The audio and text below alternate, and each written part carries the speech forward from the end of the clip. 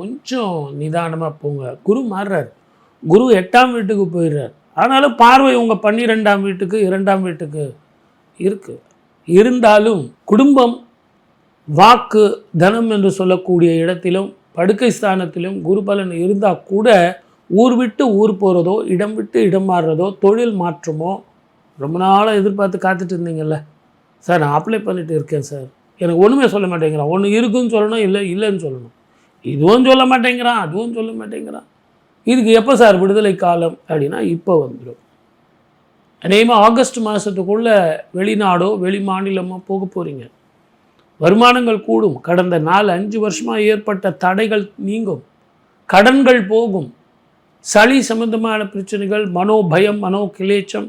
Sir வயிறு ஏதோ ஒன்று பண்ணிக்கிட்டே இருக்க, தூக்கமே இல்லையே, ஏதோ யோசனை பண்ணிகிட்டு இருக்கேனே, திருமண வாழ்க்கை எனக்கு நல்லா இருக்குமா, மன நிம்மதி வருமா, சந்தோஷம் வருமானா நல்லா இருக்கும்.